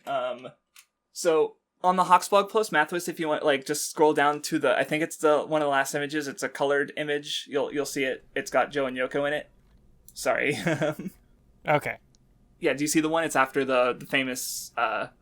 Yes. Yes, so basically, originally the manga was going to go on after this panel where you'd see that Yoko, or Joe, is still alive. And... but like he was probably having problems actually writing that part, so he just kind of like the writer wasn't available, so Chiba basically just like they just cut it where it was and left it vague. So I wanted to bring this up because I kind of want to talk about the ending, because like in the context of the story, like there's even a quote here where it's like, you know, whether Joe lives or dies, it doesn't matter because he's looking to the left, he's looking towards tomorrow, because that's the reading direction, right to left. But I did want to talk about because like, you know, you could read it as like again going more. This is more of like less a thematic thing and more just the emotional, like what happens to these characters that I like. Because I was thinking about it through the manga again. I was like, I could see Joe. Like I feel like there's like different, you know, contrasts that you could see. Like the worst one, of course, like Rikishi, Joe dies. Then there's an even more another tragic one where he becomes like Carlos, where he's just like he kind of just. It doesn't function anymore, like he's crippled. Like that's the one they were talking about a lot. But then I also thought about Yoko's grandfather, he talked about how he boxed in his youth, and now he's like a business guy. And Joe had a pretty good sense for that kind of like, well, maybe in a more schemy way. So I did think about that as like the most like idealistic way, because like I definitely feel like as a boxer he's burnt out and he's dead as a boxer. Like this is his last match, you know. Win or lose. Yeah. But I do like to, you know, part of me wants to imagine like a good ending for him, or a better one at least. So, but I just wanted to bring out that like, yeah, you know, the end of the series is, you know, the looking forward to tomorrow is, you know, it's fitting enough, but, you know, I still like to think about what happens after, but, yep. So I've said about everything I had to on the ending and the manga, basically. Good manga. All right. Yep. Do you want to do? All right. I forget how we usually structure it. But arcs and characters and such. I guess I'll give my final thoughts on the manga first, because like, yeah, I think it's. This is my third time reading it. I still think it holds up really fucking well. You know, I wish the earlier volumes were scanned better. And maybe that's part of the reason I don't like them as much is because of the scans. I don't know. I feel like that. I don't know. We also, as we just saw, we didn't have much to discuss in the two, but I don't know. Like, it's just it's well written. The art is really effective, and you know, I think the art is good. Like, it's just a great fucking manga. I think it has a 9 still, so it's not quite a favorite, but like, it's just really good. What were you gonna say, Mathwiz, or about the final thoughts? I'm definitely interested in checking out the anime now. You know, because I don't know, before it was more, I don't know, I knew of like Joe for its reputation, but I didn't really have much of a hook to get into it, so this was probably the only way. It's like, what, 100 plus episodes? Like, it's an investment, you know, to get into. And especially it's an older anime, which... you know, I've watched enough older anime that I feel like, yeah, I can just watch an old anime, you know, but, if someone hasn't, then I think Digi's mentioned that he has a problem with older anime because of the sound, or like the sound mixing or sound quality or something like that. I vaguely remember she just tends to have that issue, but, yeah. Do you have a rating for it, or? I probably give it like an 8 at the moment, because I enjoyed it a lot, but I don't know. Like, yeah, no, there's generally like a gap between like an 8 and a 10 for me, for where like a 10 is something I'm like super enamored with, and I'm like, yeah, this is a favorite. I'll keep coming back to this. I tend to give a lot of things either 8 or 10 and not much a 9. But you know, if I watch the anime, I could probably see my score for this going up, especially going back over that earlier material with what would hopefully have better translation with an anime subtitle. At least consistent like visuals, because like I know like Konyaku. Well, yeah, and also Wikipedia article for Konyaku.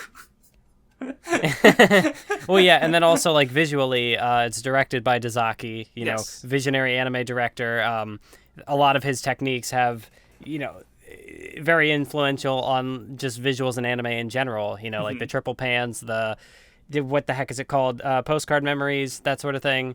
Oh, okay. So I feel like it would also be, as much as it would be interesting for the story of Joe and maybe seeing how the anime handles things differently, do the kids maybe get a slightly aged up design? I think don't know. Shabe's actually mentioned that, like, because in general between Joe 1 and 2 there is like a character design change, so the kids, I guess, look at least a little different. But they don't like fully age up in the way they probably should, because I mean, I don't know how much time actually passes in the series, but I thought for me, like, especially seeing Aoyama come back and seeing the redesign he was definitely for him. he definitely seemed bigger and older, yeah.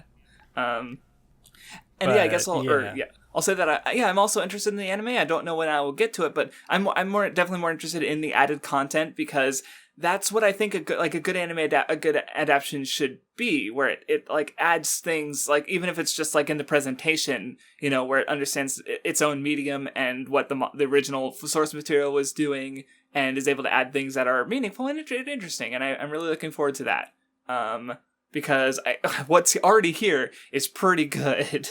So yeah, definitely would be interested in, because as you said, the manga is composed really well. There's a lot of striking imagery, so just to see the anime kind of, I don't know how the anime would change that across mediums and enhance that with sound design and stuff seems like it'd be fun. But I don't know when I'm going to get to it, but there's more of a concrete chance that I will get to it now that I've read the manga, because now I have some level of investment in the material. Yes. Beyond just its reputation. Yep. So I guess speaking of investments in material, probably the easiest place to start is characters. And as I sit back and try to, like, I don't know if I can put Joe or Yoko above one of the like, because a lot of what I like about them is how well they work together, and their contrasts and their dynamics, and so I imagine. Oh, I think you definitely like Yoko better, right?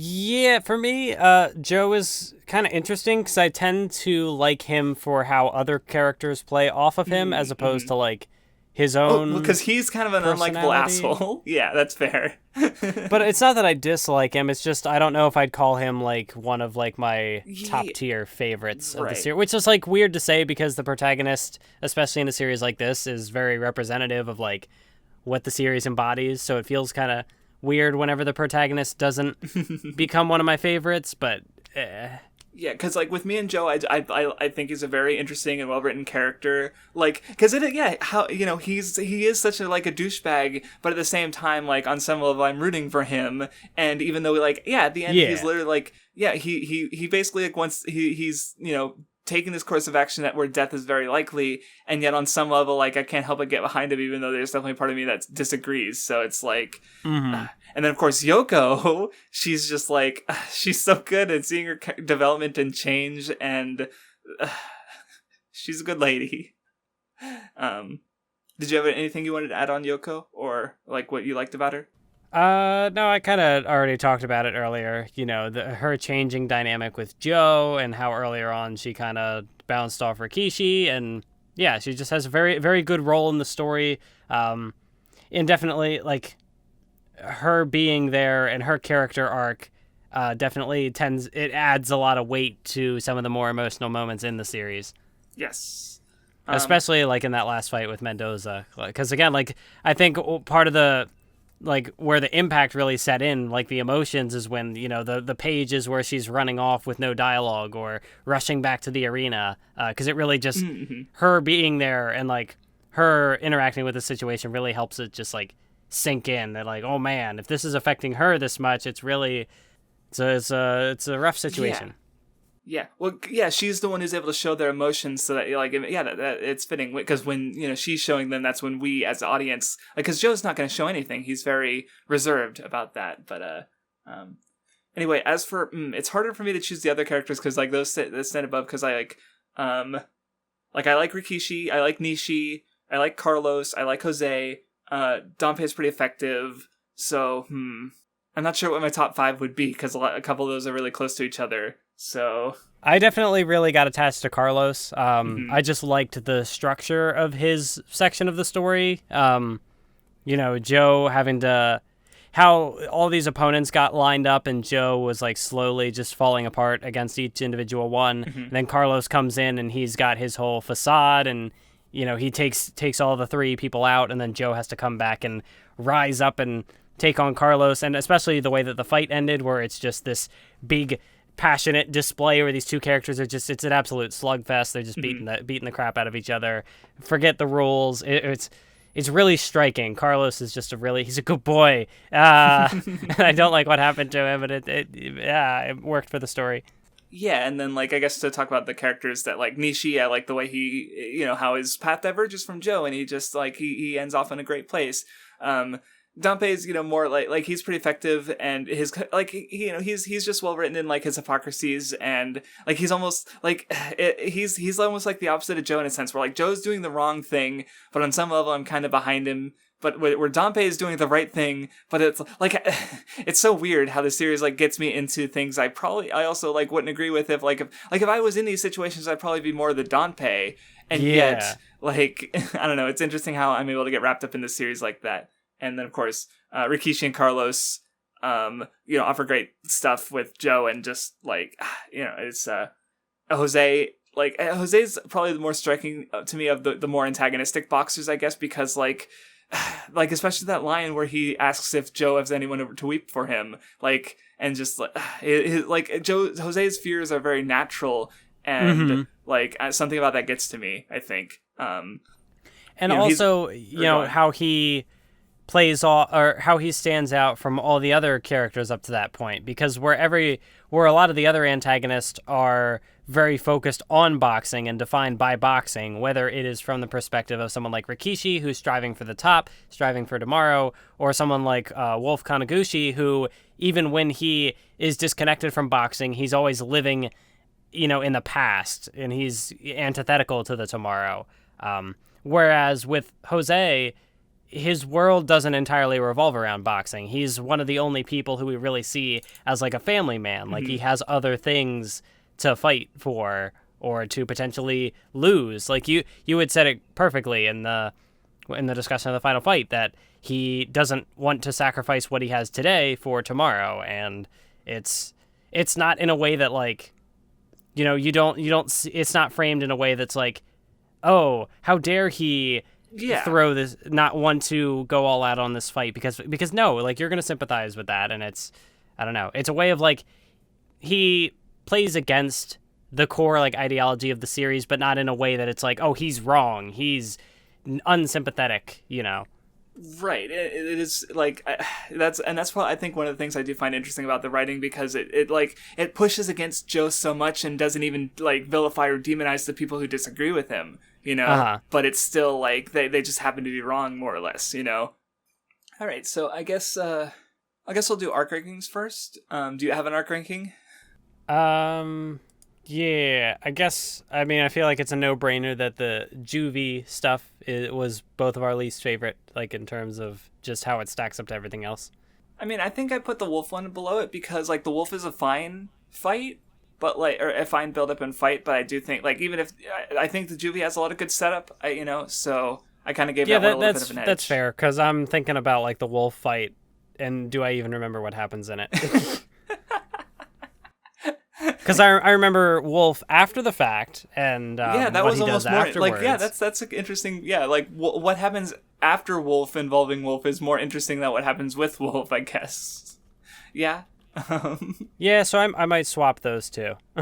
See, after that gets a little tougher, I'd probably put Kim, because it's pretty short, honestly, but I do think it's a really good. Like I said, I think it's one of my favorite conflicts in the series, even if the fight isn't one of my favorites.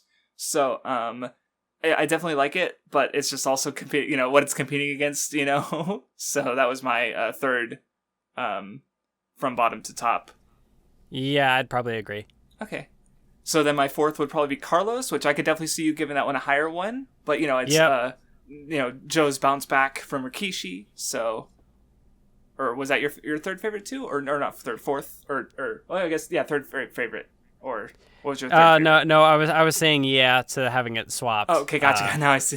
So what was your third favorite then? I think I probably, it's tough, but I think I had the Jose stretch here. Mm-hmm. Not that it wasn't it's an effective ending, and I like the conflicts that are involved. But Carlos is my boy, and Rikishi was the stretch where I got like really started getting into Joe. So Jose is just Yes. kind of, it's just... Yeah. Well, see, Yeah, for it's- me, because like Jose was my second, and on like it might be I like because the Rikishi stuff is my first because it's like really fucking good. It's like that's where like I said the manga starts for me, and especially the fight is just so gripping. Like every time I read it, it's kind of like crazy.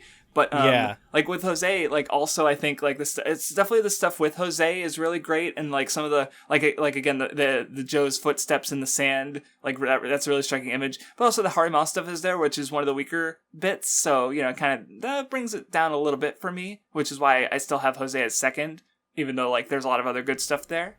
Yeah. So and you know, so that's my arc ranking. But yeah, for me, I'd have Rikishi was the top arc, and then Carlos, and then Jose. Gotcha. So he had a little swap there with the 2 and 3 spots, but otherwise very similar. Because yeah, I kind of talked about it earlier, but like with the Carlos stuff, really just the structure of the arc to me was pretty gripping. You know, it sets up the dominoes, knocks the dominoes down, and yeah, Carlos and the way he plays off of Joe, and he kind of brings Joe's fire back. It's very, you know, it's Joe getting over the trauma of Rikishi, and you know, it still kind of carries over the strength of that Rikishi arc, because then you know, it was so impactful that we have a whole arc of Joe trying to get over it. Yeah, So it was like good. a full more than a quarter of the manga is just spent on Rikishi and the rise back up from Rikishi. Really, Yeah. So that's absolutely. As for the fights themselves, since like I mean, like a lot of the arcs are centered around the fights, you know, but like obviously like Joe versus Rikishi in the professional match like is probably my favorite, but though after the reread, Joe versus Jose is very close, especially because of the Yoko stuff. Yeah, I feel. Yeah, I mean, it's kind of hard to argue with Rikishi being the best fight in the series. That professional one. When I say I'm considering Joe versus Jose as close, like that was a surprise to me rereading it for the third time. I was like, how do I like this even more than I have before? Joe versus Kim. Again, I really like the conflict. Joe versus Carlos is. You know, like their whole stuff is fun, so those are probably for me, my next it four, basically or lines next- up like in how I have my arc ranking. So Joe versus Rikishi is the best, and then it's Joe versus Carlos, and then Joe versus Jose. and then Kim, and yep. So we basically, I mean, like those are basically the same standout fights, just maybe slightly different orders. So yeah, I guess to finish us off. So, do you have an aesthetic character or nah? Or is that a dead meme? I don't know, because like I did like Carlos, but I don't know if it's for his aesthetic necessarily. Gotcha. Right? Like, because like if I had to pick one character who's like closest to like where like because even if like Carlos is your favorite character, like he's the kind of like character who would be your aesthetic character if like we were like and he sort of fills that place. But yeah, it's a little forced to call him an aesthetic character. But yeah, I guess so. And of course, I forget if we mentioned it, but Soul Eater, you just said the whole manga is your aesthetic, so Yeah. you can't pick out one character. So that's why I said dead meme, because we haven't actually. Like, I don't think we even talked about it once throughout any of Soul Eaters. So Yeah, Like, it's yeah, pretty much. but no, it's fine. So anyways, to finish this off, I'll again the Hawks blog post, the blog post. What? I mentioned it a million times before. It's one of the best reads on Joe. Like he talks about the art, he talks about the historical context, he talks about the ending. Might go reread it after this discussion because I just think it's an interesting write up. I guess as far as like the only other notable Joe analysis is I have not seen Shabe's like almost 2-hour long video of all the Joe references in Megalobox. I can finally watch that now. Yes. Well, part of the only reason I have it is because I know he's he likes the anime and I haven't seen the anime, so like maybe I can still watch it and like, oh, he talks about this anime thing I wouldn't have context for, but so I just like never. It's like 2 hours long. I'm definitely interested in watching it because like that might give me more of an incentive to go check out the anime. Because right now I'm like, well, I have a hook in the anime, but I'll get to it eventually. Whereas if I watch that, maybe it'll be like, oh, I'll get to it a little sooner than eventually. Yeah, because like I definitely want to, but it's also like I'm it's part of like. For all of my favorites, like anything in the past I've given like a 9 or 10. I want to rewatch it, or in the case of like Ashita no Joe, like, and some other series is like, if, I watch the adaptation, I want to watch the original. If I've seen the original, I might want to check out the adaptation, so it's already on a list, basically. So I'm not like, so I might still watch the video. I just don't have I already have an in with the Joe anime, so, or what were you going to say? It might also convince me to watch Megalobox, because at the moment I have no interest in watching Megalobox. That one's only 12 episodes, so at least it's not over 100, but also, yeah, Megalobox is skippable, like, it's fine, but, it's not Joe. You already, just read the, no, I'm kidding. It's not that, it's And speaking of Megalobox, I also have a video on Joe and Megalobox. It's much shorter. I do mention a lot of the thematic things I talk about. Oh, and I guess a connection, because I did tell Mathwiz this a while ago, but you did your Naruto Part 3, and you did something interesting that, because you had like a yellow filter over it. It wasn't even intentional, but what the yellow filter did, it made like the manga panels look faded and yellowy. And I was like, that's a cool effect. Oh, yeah. Right. And so what I did in my Joe video is, because I structured the video, I think I talked about like the having the yesterday that's, that they're trapped in, like Wolf or Kim. And then I go to the fear of losing what you have today, like with Jose and Danpei. And then I go into the tomorrow. And so, but what I did is, like, for the tomorrow, it's just normal white pages. For fear of today, or losing what you have today, it's like, I just made them a little transparent, so they got, against the background, they become a little grayer. And then, what that inspired me to do was, for yesterday, I used the yellow to make the pages look faded, so, I just wanted to bring that up, because, like, one, just mentioning I have a Joe video, in case anyone, wants to see it. And two, like, Mathwiz inspired me to do something in that, just by happenstance mostly. But I just thought, hey, we're talking about Joe. We're talking about, I'm talking with Mathwiz. Might as well just throw it out there. Now I can watch that video too. Yay! Yeah. Yep. So that about covers it for Ashita no Joe. Still a good manga. I liked it when I first read it, like a few years ago, and when I reread it, like a year plus now, and this time.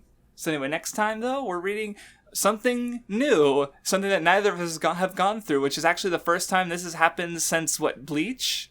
Yeah, I think so. Yeah. No, because you'd gone through some of Soul Eater. So this is the first time where we both got touching something we have basically, like, like I said, I had watched some of the Ultimate Muscle, but that took place after Kinnikuman, so we won't even go through any of the material. So next time is Kinnikuman Chapters 1 through 79. The Kinnikuman stretches are going to be longer, but hopefully they're not going to be as dense, so I don't expect the discussions to go as long. But who knows? I hope the scans aren't bad for very long. I hope there isn't that much dirty humor. I know there's some. I don't know. I'm a little more worried for Kinnikuman, but I hope that we at least get something out of it. So anyway, thank you for listening, and we will see you next time. We'll see you tomorrow. Ha ha. I was about to stop recording. Glad I didn't.